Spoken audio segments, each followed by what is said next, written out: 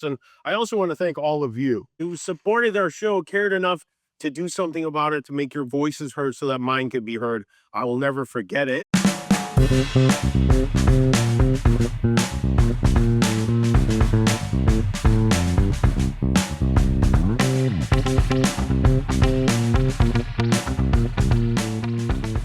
Welcome to Daily Variety, your daily dose of news and analysis for entertainment industry insiders.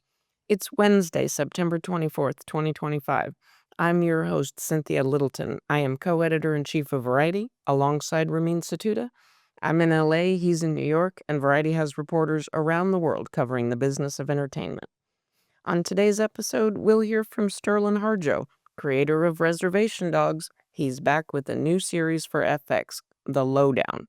I hand the mic to my Variety colleague Michael Schneider, who interviews Harjo about his new series that you might call Tulsa Noir. And we'll hear from Variety's Clayton Davis on the surprise news this weekend that Christopher Nolan has been elected president of the Directors Guild of America. But before we get to that, here are a few headlines just in this morning that you need to know. Jimmy Kimmel and his return to ABC last night is still the biggest story in entertainment. That was a clip from Kimmel's monologue that you heard as the cold open to this episode. To me, and in the view of many critics, he struck just the right tone. You could hear the crack of emotion in his voice as soon as he opened his mouth. He was genuine and emotional without being syrupy. He did not apologize. He delivered laugh-out-loud zingers, and he pulled out the receipts on the hypocrisy of those self-styled free speech warriors who have been trying to get him pushed off the air. All in all, Tuesday's episode of Jimmy Kimmel Live was inspired, heartfelt television from someone who has truly grown up on the airwaves. All of Variety's coverage and perspective on Kimmel and the battle for late night can be found on Variety.com right now, along with so much more. Now we turn to conversations with Variety journalists about news and trends in show business. The new Ethan Hawke drama, The Lowdown, premieres tonight on FX. Michael Schneider, Variety's TV editor, who is also a producer and host of Variety's Award Circuit podcast, checks in here with Sterlin Harjo, creator and showrunner of The Lowdown. Thanks, Cynthia. So I was a tremendous fan of FX's critically acclaimed 3-season series Reservation Dogs and could tell how much creator Sterlin Harjo revered the art of cinema. Episodes would often contain nods to various genres and films, and even the series finale was an homage to Robert Altman's Nashville. So it's probably no surprise that when Harjo set out to create his follow-up to Res Dogs, he decided to tackle another one of his favorite styles, film noir.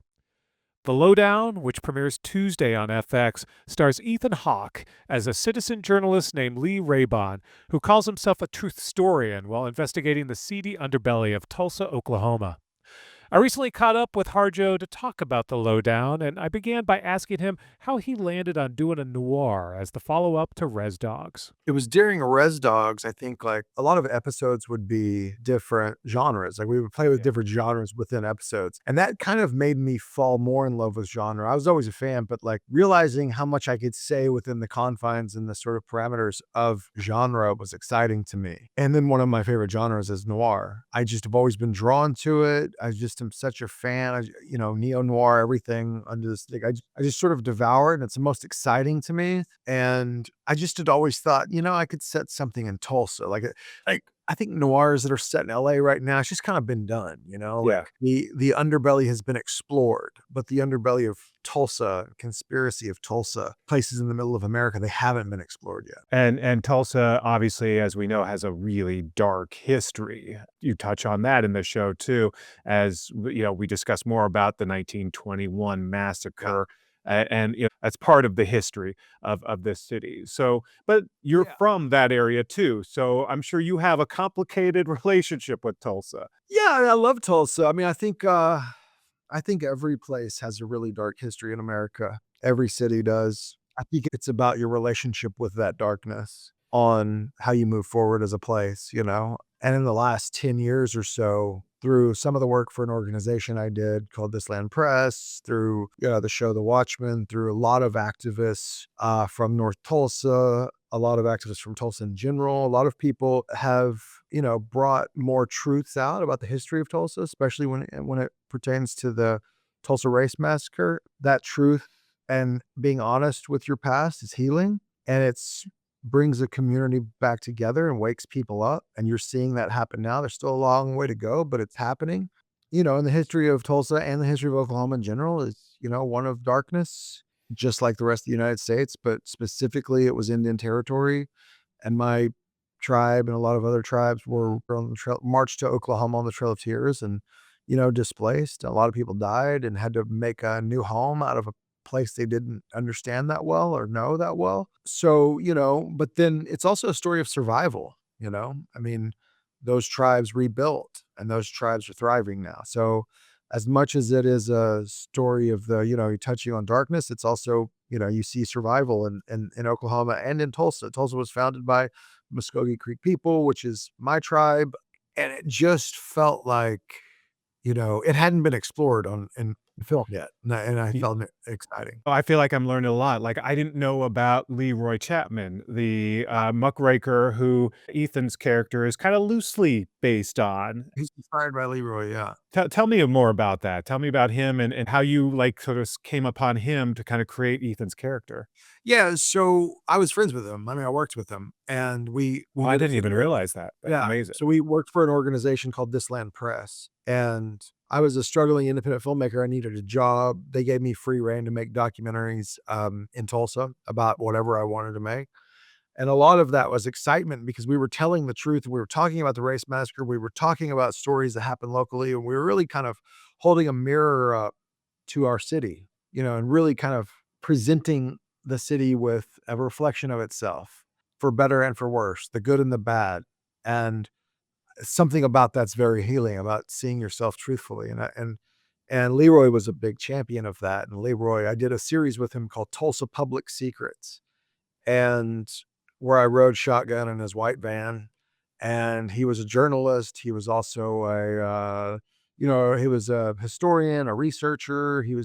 He did a lot of things. He made shirts. Made art. He was an artist. But one thing that he was obsessed with was talking about things that a lot of people weren't either interested in or didn't want to talk about. And a lot of that involving the truth. And I just, took a lot from him, was inspired by him, as you do a lot of people. And he passed away. And I almost made a feature film about him, but then I put it away. And then, once Res Dogs was being made and I knew I was going to end it, I was like, I still want to do a noir. And I was kind of just trying to think of the right thing. And so I just kind of took the concept that I had before, and took inspiration from my old friend and inspiration from the script that I'd been writing and turned it into the pilot for the Lowdown. And then, of course, you've been buddies with Ethan for a long time. He showed up Yeah. and did some great stuff with you on Res Dogs. Yeah. Talk about pitching this to him and getting him involved. Yeah, it's funny. I originally, we'd been writing together before Res Dogs, and then he was in Res Dogs, and after that, I was like, oh, I just really want to work with Ethan. And I had this idea of like he was someone I wanted to cast in this show, but like whenever you become friends, it's a little you don't want to like hurt the friendship, and I didn't want to just go, hey, will you be in this movie or show? So I just sent it to him under the guise that I wanted notes. I wanted to get notes back from my script. And I was just trying to see if, like if he was into it and see what his reaction was. And luckily he read it and said, why am I not playing this guy? And Yeah. from that point on, I'm like, well, you are. And that point on, we made, that's what it was. And, from then on I was writing, even though I was writing for him before, I was really writing for Ethan after that. This cast is ridiculous, by the way. Yeah. I mean, you pulled off just an amazing setup, both, folks who, we're familiar with, but even folks from other worlds. Like, I love seeing Killer Mike on there. I mean, it's just, it seems like you had a lot of fun and maybe a little bit of the pick of the litter in terms of who you wanted to work with. Yeah, it was pretty crazy. I mean, so many people agreed to be in this show. And, part of that's Ethan, part of that's other actors, but I think a lot of it is Reservation Dogs. A lot of Yeah. people were inspired and really liked that show. And And it was, I think it's a movie lover show, and they could see that I was also a movie lover and wanted to support me in some way. A lot of them, a lot of the actors are from Oklahoma originally, like I think you feel some of that, and I don't know. It was, I'm totally blown away with the caliber of actors that I've worked with. I've been doing this a long time, and I mean, for instance, like Kyle MacLachlan, I met when I was at the Sundance Labs. He was an actor for another project there. I met him there, and he was in a screenplay reading of mine, and he played white character. So did Philip Seymour Hoffman. And I think about that. Like, I remember he was saying some line and it made people laugh. And someone in the front row said, "You should be in his film." And I remember Kyle saying, "I'll be in anything he makes." And I didn't take him up on it then, but 20 years later, I cashed that check. And I called him up and asked if he'd be in the show. We talk about the noir and sort of, really wanted to do a noir. What is it about that genre, and what did you really just enjoy in getting to do, this an 8 episode sort of homage to that genre, but doing it in that very specific Sterlin Harjo way? I think I love noir because it's about flawed people and flawed characters, and no one gets out alive unscathed. There's some truth to it. It's about human nature. It's about the darkness. It's about the darkness in our cities. It's about the darkness in our choices in life. And it really explores the dark side. And then you kind of, this is in a genre of neo-noir and funny. And it's like, and then you get to balance the dark and the humor. And I don't know, it's just an exciting genre that anything can happen in. And you're dealing with big questions and small questions and morality and all of these things. And I just find it exciting. That's Sterlin Harjo, creator of The Lowdown, which premieres Tuesday on FX and the next day on Hulu.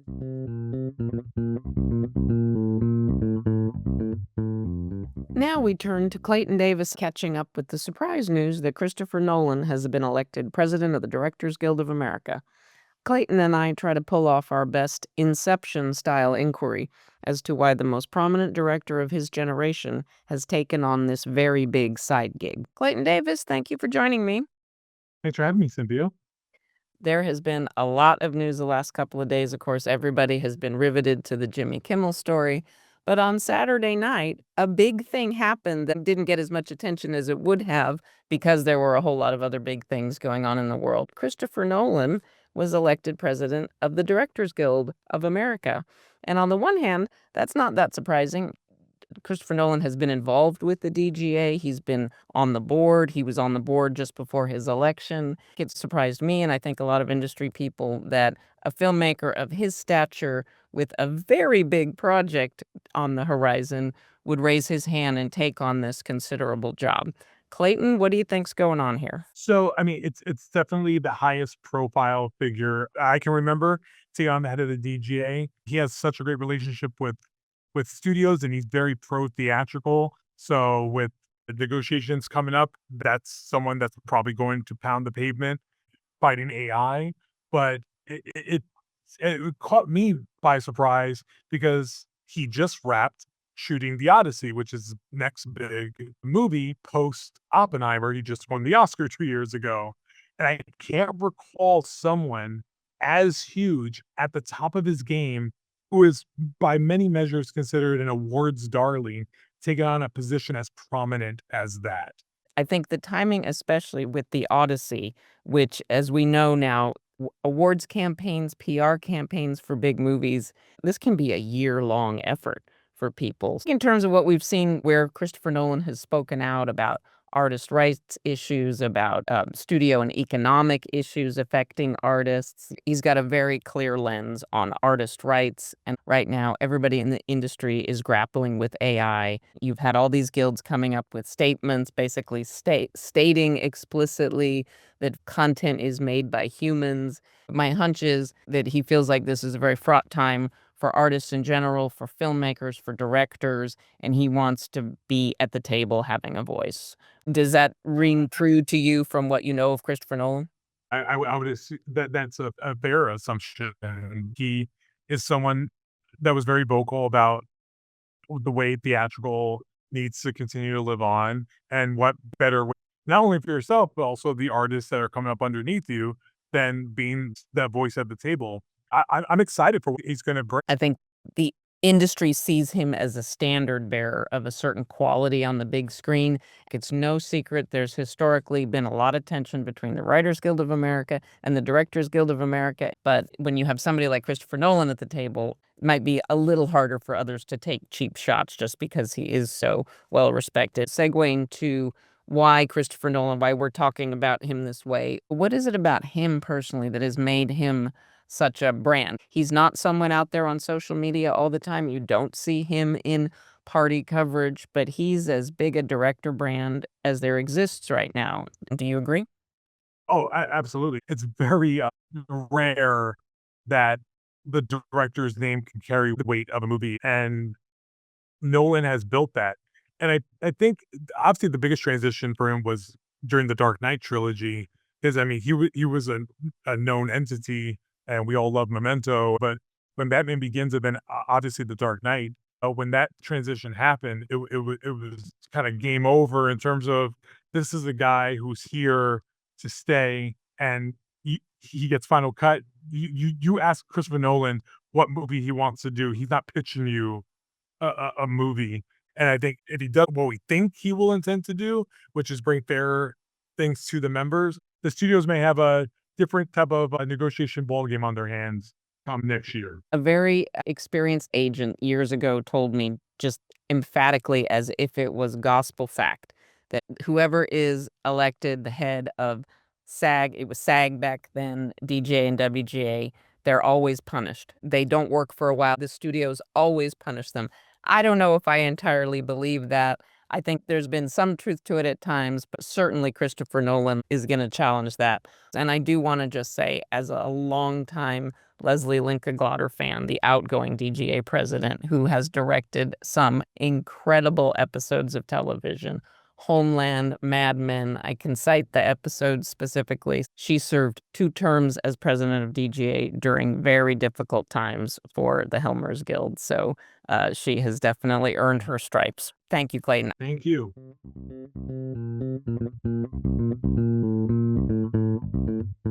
As we close out today's episode, here's a few things we're watching for. Variety's annual Entertainment and Technology Conference will be held tomorrow, September 25th in Los Angeles.